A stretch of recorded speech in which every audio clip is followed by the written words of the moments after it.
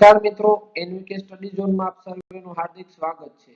આજે આપણે ધોરણ 9 માં વિષય વિજ્ઞાનની અંદર વિકાસ પરીક્ષા લક્ષી અસાઇનમેન્ટમાં સેક્શન બી માં પ્રકરણ નંબર 9 નું સોલ્યુશન આપણે આજે આ વિડિયોમાં વિગતવાર જોશું।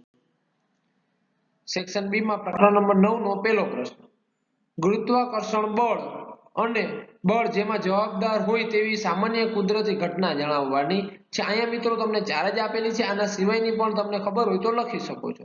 પહેલી જોઈએ, પૃથ્વી આકાશમાં પોતાની ધરી પર ધરીભ્રમણ કરે છે। ખાસ ધ્યાન રાખજો, પરિભ્રમણ ને ધરીભ્રમણ અહીંયા લખેલ છે। ધરીભ્રમણ કરતી હોય છતાં તેના પર રહેલા આપણે પડી જતા નથી, એ શું છે? ગુરુત્વાકર્ષણ બળ જેમાં જવાબદાર હોય તેની સામાન્ય ઘટનાનું એક ઉદાહરણ છે। ચંદ્ર પૃથ્વીની આસપાસ પરિક્રમણ છે, મિત્રો ભ્રમણ નથી, પરિક્રમણ, એટલે એમાં બેમાં કન્ફ્યુઝ ના થતા, પરિક્રમણ કરે છે। પૃથ્વી અને બીજા ગ્રહો સૂર્યની આસપાસ પરિક્રમણ કરે છે। ઝાડ પરથી સફરજન તૂટે તો તે જમીન પર પડે છે। તો મિત્રો આ તમને કેટલાક ચાર ઉદાહરણ છે, આના સિવાયના પણ તમે લખી શકો છો ખબર હોય તો, પણ તમને ના ખબર હોય તો આ ચાર લખો તો પણ પૂરા માર્ક મળી જશે।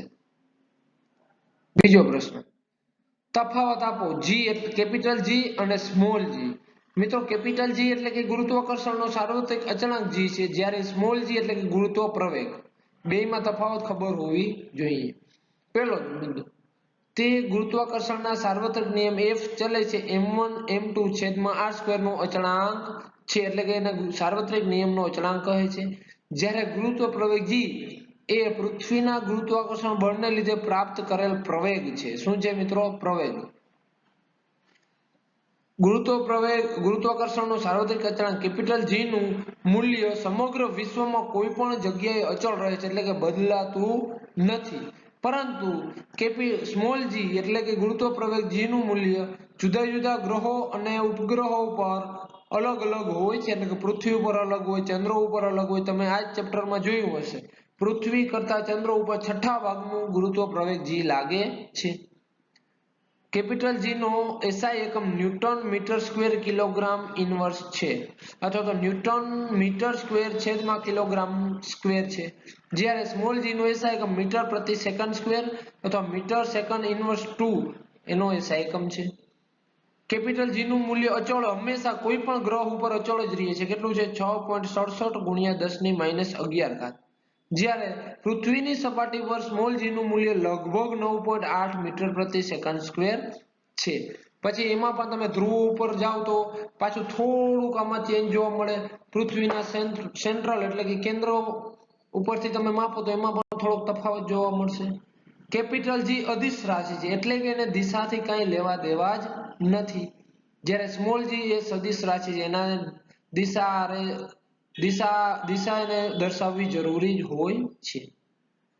ચાલો મિત્રો ત્રીજો પ્રશ્ન જોઈએ, પાણીની સપાટી પર કોઈ પણ પદાર્થને રાખતા તે કેમ તરે છે અથવા કેમ ડૂબી જાય છે, અથવા તો ક્યારે તરે છે અને ક્યારે ડૂબી જાય છે એ કહેવાનું છે। તો પદાર્થની ઘનતા અને પાણીની ઘનતાના મૂલ્યો વડે નક્કી થઈ શકે કે આપેલા પદાર્થ પાણીમાં તરશે કે ડૂબશે। તો જોઈએ ક્યારે તરશે ને ક્યારે ડૂબશે તે।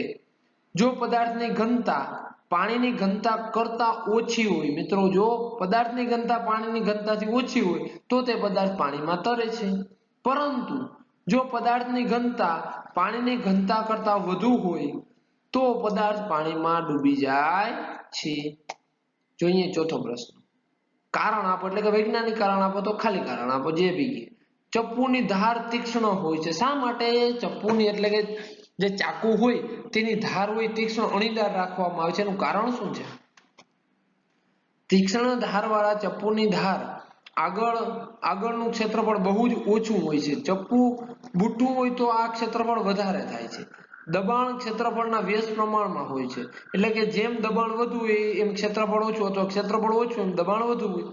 તીક્ષ્ણ ચપ્પા વડે થોડું બળ વાપરતા પણ વધુ દબાણ ઉત્પન્ન કરી શકાય છે, જેથી શાકભાજી સહેલાઈથી કાપી શકાય છે, એટલા માટે ઉપરનું જે ચપ્પુ ઉપરની ધાર હોય એકદમ તીક્ષ્ણ રાખવામાં આવે છે। પાંચમો પ્રશ્ન જોઈએ,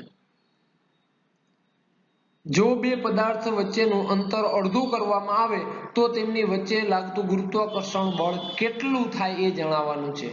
તો પહેલા આપણે તો બે પદાર્થ લઈ લઈએ, એક m1 દળ એટલે કે એનું દળ વજન ના કહેવાય મિત્રો, દળ અને વજનમાં તમને તફાવત ખબર હોવી જોઈએ. એક પદાર્થનું દળ m1 છે, બીજા પદાર્થનું દળ m2 છે. ધરાવતા d અંતર એટલે કે ધારો કે કોઈ પણ થોડુંક અંતર છે એને d આપી દે એટલે ડિસ્ટન્સ થી d યાદ રહી શકે. d અંતર રહેલા બે પદાર્થ વચ્ચે લાગતું ગુરુત્વાકર્ષણ બળ F બરાબર આપણે g ખબર છે, F ચાલે છે m1 m2 છેદમાં r સ્ક્વેર. r શું હતું? બંને વચ્ચેનું અંતર હતું. એ સૂત્ર ઉપરથી આ ડાયરેક્ટ આપણે કેપિટલ G અચળાંક મૂકી દીધો, m1 ગુણ્યા m2 છેદમાં બંને વચ્ચેનું અંતર d સ્ક્વેર. આ સૂત્ર આપણે સૌને ખબર જ છે. હવે જો બે એટલે કે d ડેશ એટલે કે જો આપણે શું કીધું અહીંયા પ્રશ્નમાં શું કહેલું છે કે અંતર અડધું કરવામાં આવ્યું. હવે d ડેશ આપણે કેટલો d/2 કરી નાખી તો g હવે બળ કેટલું લાગશે એ જોઈએ. F dash g m1 m2 છેદમાં d square. g m1 m2 d બરાબર કેટલા લેવાના? d ના છેદમાં 2 એનો વર્ગ. તો 2 નો વર્ગ કેટલો થાય? 4 ના છેદનો છેદ વહી જશે અંશમાં, તો અહીંયા 4 આવી ગયા. g m1 m2 છેદમાં d સ્ક્વેર. હવે આખે આખું આપણે આને શું લખી શકીએ? આપણે સમીકરણ 1 ઉપરથી f લખી શકીએ. તો f ડેશ બરાબર 4f એટલે કે ગુરુત્વાકર્ષણ બળનું મૂલ્ય 4 ગણું થશે. જો એનું અંતર અડધું થશે તો ગુરુત્વાકર્ષણ બળનું મૂલ્ય કેવું થઈ જશે? 4 ગણું થઈ જશે. તો મિત્રો અહીં આપણે ચેપ્ટર નંબર 9 ના તમામ પ્રશ્નોનું સોલ્યુશન જોઈ ચૂક્યા છીએ. જો તમને વિડીયો ગમે તો વિડીયોને લાઈક, શેર અને સબસ્ક્રાઇબ કરજો. અને જો તમને એમ લાગે કે આ વિડીયો પરીક્ષામાં કંઈક ઉપયોગી થાય એવો નીવડી શકે એવો છે તો જરૂરથી તમારા મિત્ર જોડે શેર કરજો અને કોમેન્ટમાં અમને જણાવજો કે તમને આ વિડીયો કેવો લાગ્યો. જો તમે ધોરણ 9 ના WhatsApp ગ્રુપમાં જોડાવા માંગતા હો તો મોબાઈલ નંબર 78 62 88 44 36 આ નંબર ઉપર WhatsApp હાય કરી અને ધોરણ 9 લખી દેજો, જેથી ધોરણ 9 ના ગ્રુપમાં તમને એડ કરી દેશું. Thank you.